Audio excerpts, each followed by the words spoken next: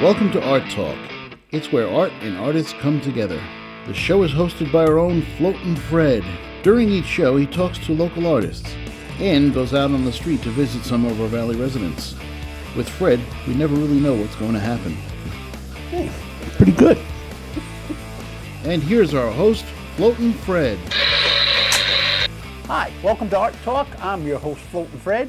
This is a show dedicated to art and the people that make it. It's brought to you, produced by the Valley Arts Council. All right, today's guest on Art Talk is Leanne Schwarzenberg. You're a polymer clay artist, and I have to admit, polymer clay is an amazing medium. It's not really a mainstream thing, but it's so unique, and your work is so unique. It's one of a kind, actually, and you do make one of a kind jewelry, bracelets, rings, pendants, and what else is there? Oh, bracelets, rings, and pendants. Yep, I do. Earrings. Yep. And just seeing some of your work, the polymer clay, it looks so delicate and intricate, which it is, but it's also quite durable too, which is good to know. Leanne, tell us, where are you from? I'm from Trumbull originally and lived in Virginia for a while, and now I'm back here. I live in Ansonia. Ansonia, Connecticut. Yep. That's great. And how long have you been doing the polymer? For about 28 years. 28 years. Yep. I found it when I was just 18 years old. I was in college. A friend came over and brought a sample pack of polymer clay in all different colors. And she left to go home for the summer, and she left it with me. And by the time she came back, I was making beads and figurines and all kinds of stuff, and never gave up on it. She left you all the clay and all the colors. Mm-hmm. And you are a very colorful artist. I mean, you're one of our most colorful artists. You're a colorful gal. How do you always look so good? Oh, thank you. I know, it's like the color splash and the man in black, right? Yeah, I try to simplify things. But yeah, well, you know, it's funny. If you caught me a couple of years ago, I was always wearing all black, too. And I lost about 150 pounds. And you lost, I think I found about 25 pounds. Yeah. That's amazing. Yeah, 150 pounds. And so it was. Decided to go with color. Yep. And that's the thing, is that I changed over from always kind of wanting to be in the shadows to wanting to live out loud and wear bright colors and be a little piece of art walking around. Well, I think you are, and I think your demeanor and your personality is as colorful as your clothing and your work. Let me ask you, Leanne, how did you become an artist? It was really my only choice. I'm not going to say I wasn't good at anything else, but this is what I think I was best at. And I really didn't want to have a job. I wanted to be able to just create and sell the things that I create, teach people to do the things that I do. That's one of my main parts of my polymer clay artistry, is also becoming somebody who's developing techniques and going around and teaching. It lets me not only not have to have an adult or real job, but I get to travel and make the stuff that I love. And that's very important, because if you love what you do, it never feels like a job.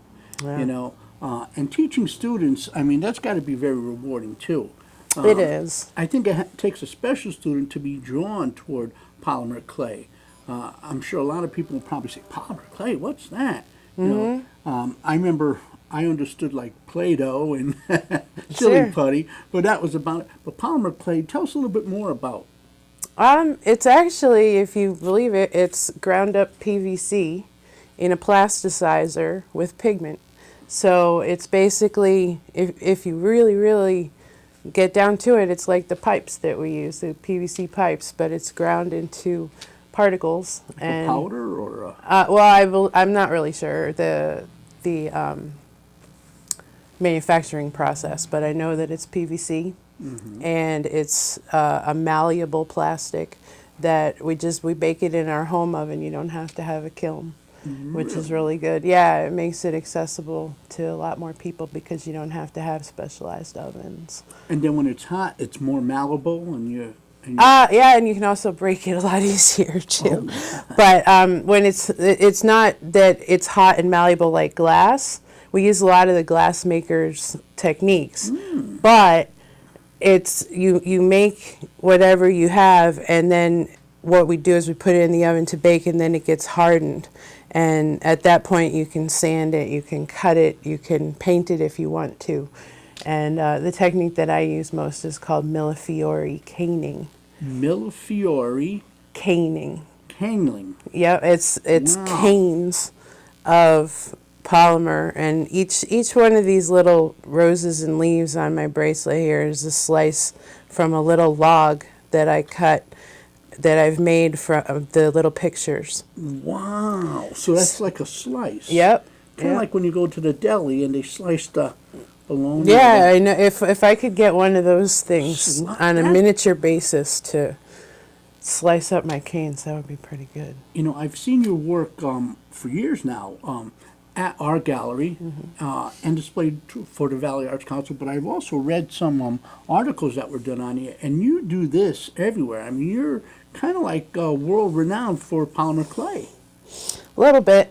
Yeah, you're like the queen of polymer clay. Well, thank you. I have been doing it for a long time, and I've had a lot of students. So I was able to actually travel. I think I've taught in about 40 states, 5 or 6 countries. 5 or 6 cruises. countries. Yeah. So polymer clay is like, it's worldwide. Oh, sure. It's absolutely worldwide. It's beautiful, beautiful work. It's so unique. And as I mentioned earlier in the program, it seems very fragile, but yet it is durable. Yeah, it's durable, especially if you use some of the stronger, more professional brands that they bake at a hotter temperature, and they get much harder once they've been baked. And you have to also kind of know how to make attachments and stuff, but it's not all that fragile once it's been baked long and for a long time and really hot. Really hot. Yep. Now, in the 20 years you've been doing this, have you seen any of the technologies change in? Oh, sure. Yeah. When I first Tell started, us about that. when I first started doing clay, we had to roll the clay into sheets with rolling pins or a glass or something like that. Now we have our own manufactured clay rolling machines, which were based on pasta machines, and so we Pasta can, machines? yeah, that's something you know something Yeah, a about, little isn't bit. it? And so we used a pasta machine, and now I have a big one it does about 10 inches worth of clay, and you roll it through, and you can make all kinds of blends and blend the colors together on a much easier basis. And how was it done, let's say, 20 years ago, or before this It was technology? squeezing it and Wow. twisting it by hand and rolling it out with a rolling pin, and So technology has definitely helped you. oh, do that. absolutely, absolutely. And do you see it advancing in the future? Or? Oh, sure. You can mimic just about any material. The things that you can do with it are really, it's unlimited. It's kind of unbelievable how many things you can mimic. Wood and brick and leather and glass, all different kinds of things. And I was actually going to show you something that you may know, one of our friends who's also a polymer clay artist, and I wanted to show you something that he made. And we're speaking of Tommy. That's right. Tommy Howell, he does some amazing, amazing stuff. We got to get him on the show. Yeah, and I think you will. So That would anyway, be great. That you would saw be- me with this box before, Yes. right? I thought it was a cake. We thought What is it? that Fred Is it gonna scare me? needed his very own. Oh my God. Fred. Wait a minute. This is blowing my mind. This is freaking me out. And this is polymer clay. That is made out of polymer clay. It's on a wood base. Oh my God. Didn't make the guitar, but we We could have have to if get we had Tommy the on time. the show here. Well, he's I actually cannot. right. Do I look that good? I wish I looked half that good. I've seen some of his work, and even on your work, but his detail, he's more, not so much jewelry, but more figures. And Yep. it's really, some of the detail and the stuff he's done that I've seen is frightening. Although I've seen some of your Day of the Dead stuff too, and that was quite, it had facial faces in there, facial faces. That is Yep, this is for you, and it's No. gonna. Oh, absolutely, Are it you is. crazy? Is he nuts? Tommy, if you're watching, if you was a woman, I'd kiss you. No, take that. That is really. I am flattered and I'm amazed at this. I mean, polymer clay, and I respected the medium, but this is really. Let's get a side by side here. Huh? With the my God, Look at the teeth. I got the conducting baton. This is, I don't know what to say on this. Tom, I owe you a coffee, a bunch of them. You're going to get a lot of coffee. Hey, that is really cool. Thank you so much. Let me put this over here. So, let me ask you. Let's get back to Lillian Schwarzenberg. Do you believe fashion? Do you feel that's an art form? I think it can be. I think for me, fashion was an accident, though, in a way, because, like I said, I never really wore much in color. I wore all black. I felt like I had a uniform where everything was black or a pair of I know jeans. that feeling. Yeah, and I was actually teaching out in Washington State in Seattle, and I bought a jacket, and I paid way too much. Well, it turned out that it was one of the best things that I ever bought. But I paid a bunch of money for this rag jacket that was really bright colors, amazing Technicolor Dreamcoat kind of thing.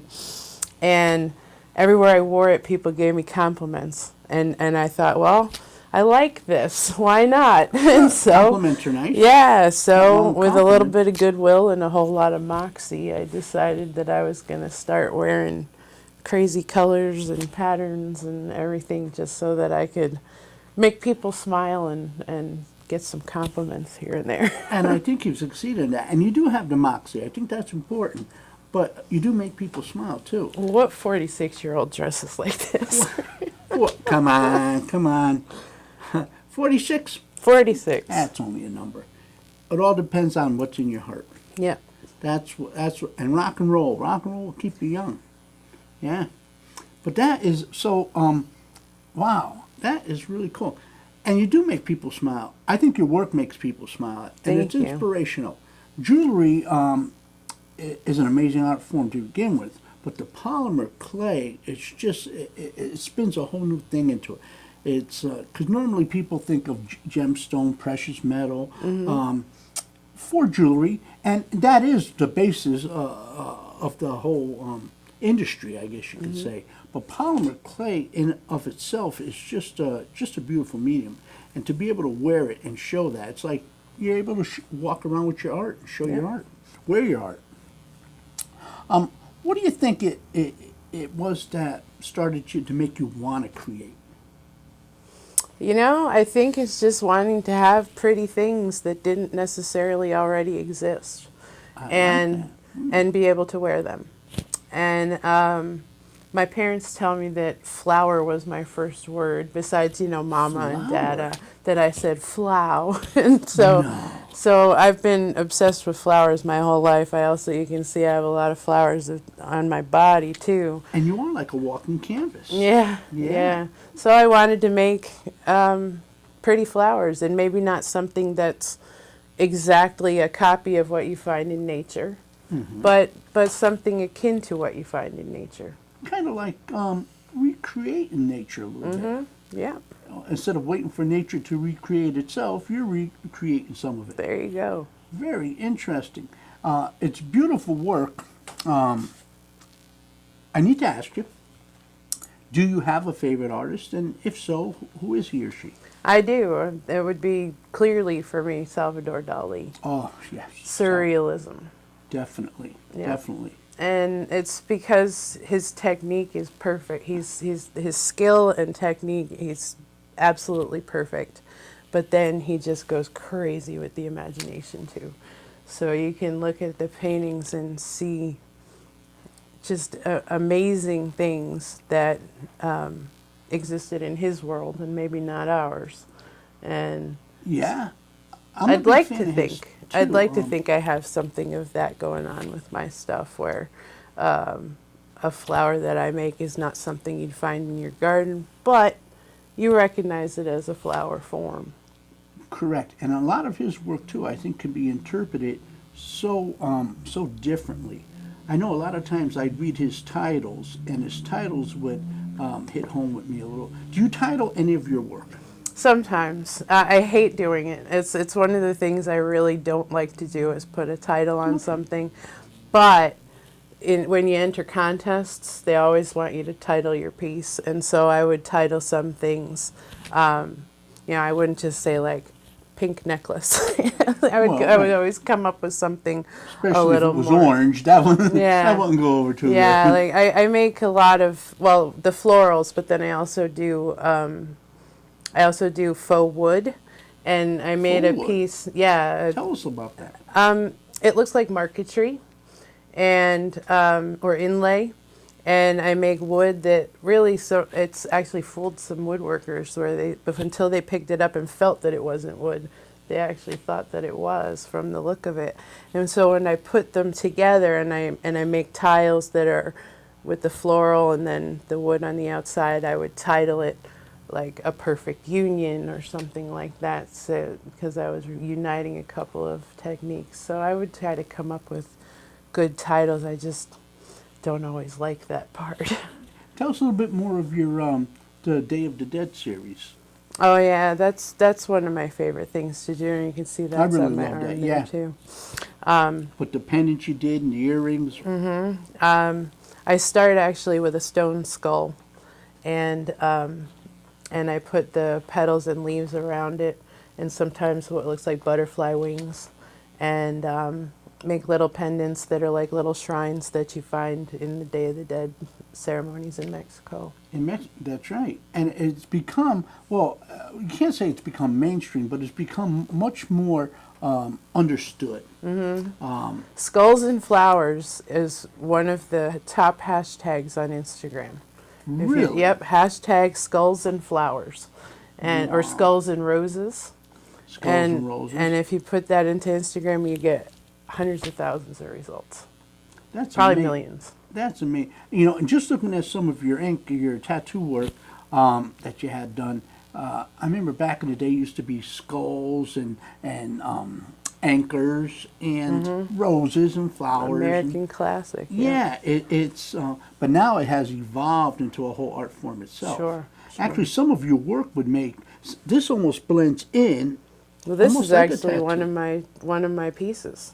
Wow. I had my actual piece of the flowers and the butterfly tattooed onto my arm. That's beautiful work. Thank you. You're just a piece of artwork yourself. I'm a piece of work. Just a piece of work in progress. I can't thank you enough for being on the show. Will you come back? You. Absolutely. Promise? Sure. Cross your heart, hope to die? Absolutely. You got it. A community is often defined by its access to the arts, by its presence or by its absence. It's very important to have something. The Valley Arts Council represents the 7 municipalities that make up the lower Naugatuck Valley region.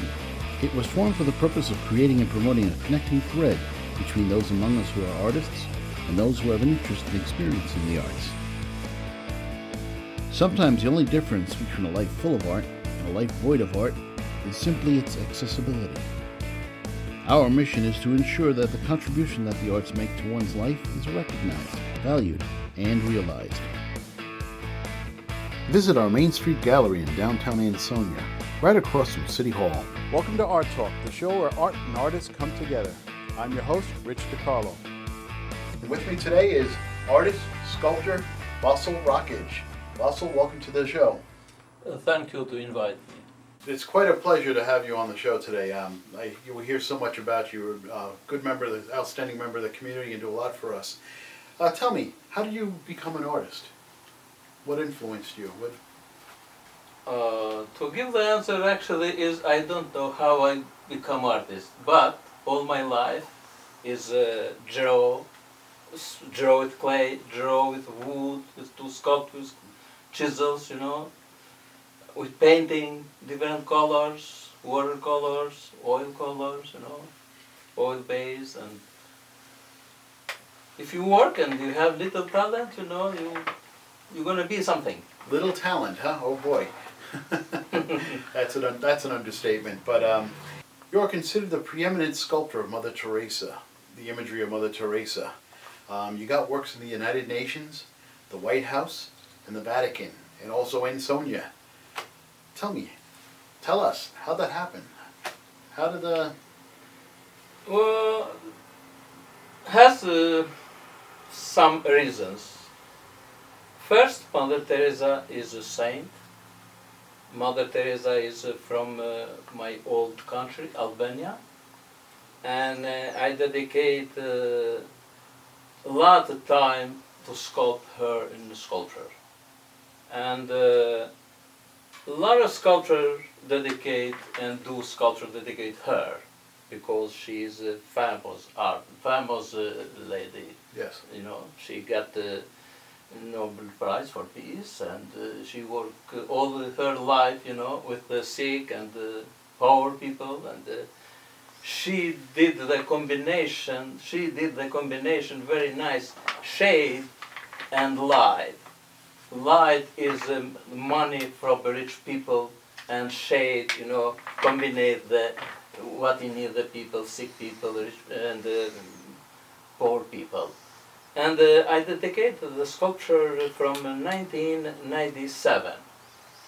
And I finished the sculpture 1 month before she died. And the sculpture is celebrated in Montenegro, first 1 month after she died. Wow, Montenegro. Yes. And I'm proud to say, you know, I'm first sculpture in the world I made the monument dedicate her. And I work all the time in different sizes, different material, and different ideas. And my sons support me to do sculpture because to be artist, you need to spend the time, to spend the money. Right. And in 2010, I opened the 3 show. You know, you helped me to prepare in the papers. Right. And for show in Connecticut, and for show in Boston, and for show in New York. Wow. In 2010 was 100 years anniversary, you know, for her birthday. Right. And like this, you know, I work Mother Teresa, and when I come here in United States, I come because the priest and the guys who pay the Mother Teresa and the order for community here in New York make me warranty to come here and to celebrate the sculpture. Fantastic.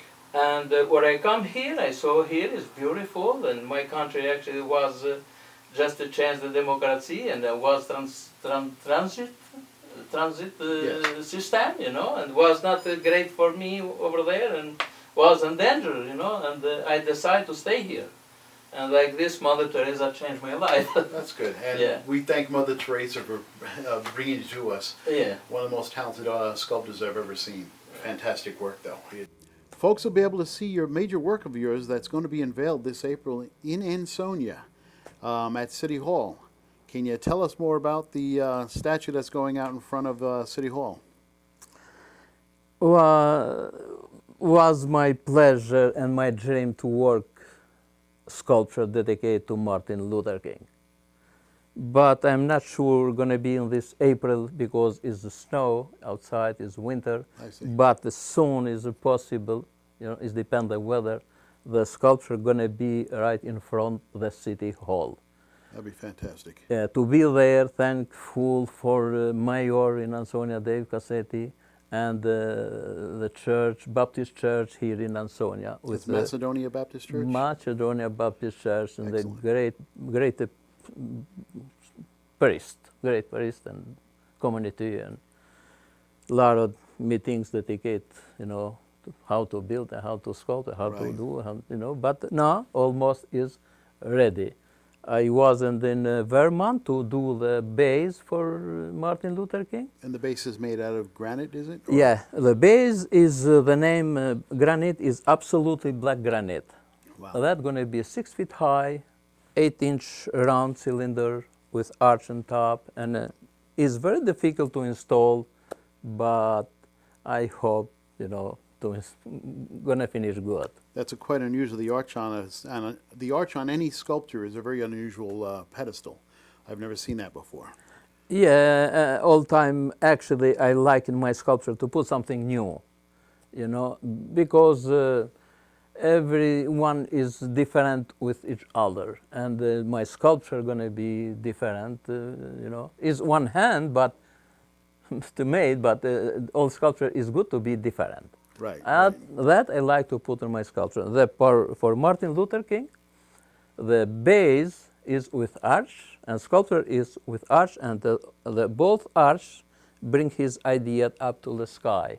This is first in sculpture and is new. That is very good for bust. Right, and I think Ansonia would be the one of the first cities to have an actual official bust of Martin Luther King on display anywhere and of any city in the state. That's great. I saw one bust in a granite, but really, I'm not gonna say anything because if you see the sculpture, you're gonna see sculpture, but no. Yeah, it's not. It's not what you think. Yeah, Yes. it's not good a to. fossil wreckage piece. Okay. Somebody did it, you know. I have respect Of course. anyway, Yes. No, but it's a lot of work. but not to demean it. I'm gonna say the Martin Luther King bust in Ansonia is first sculpture in bronze. Okay, first cast sculptor. Yeah, first sculpture in bronze outside. Excellent, excellent. Well, we'd love to love having you here, but before you go, I would like to know, and I'm sure everybody else would like to know, who is your favorite artist, living or dead? American, foreign, whatever. Who's your inspiration? It's not easy to say to say one name, for example. If you go in New Haven, is a great gallery, great Yale art gallery Right. over there, and you have many sculpture, different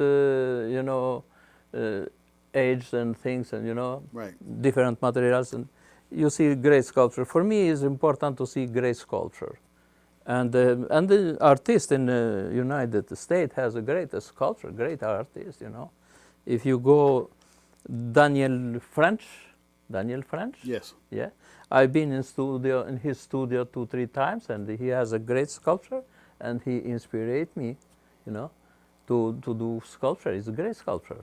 So we can safely say that you get your influence from everybody. I have influence for Michelangelo, etc., That's etc. nice. I have from my teachers, from my friends, from you, I get inspiration and from one word who give me critical for my job, and really I appreciate where I talk with people and people give me suggestion, and I like to be and to talk with people, Right. because if you talk with people for art or for anything, get inspiration. Right. Yeah, That's this is the fantastic. situation. Yeah. Well, that's good. That's where we come in. That's where the art talk comes in. But we thank you for coming today, and that'll wrap it up for today's edition of Art Talk. And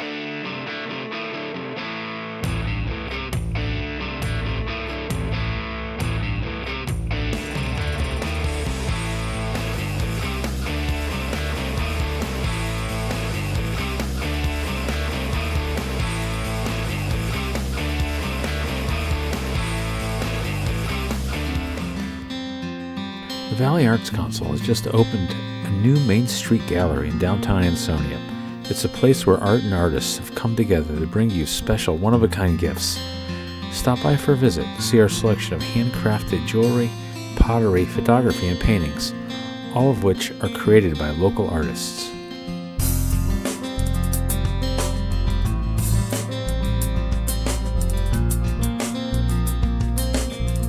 Are you a painter, sculptor, photographer, or interested in the arts? Join us. For more information, visit us at thevalleyartscouncil.org or stop by our gallery on Main Street in downtown Ansonia.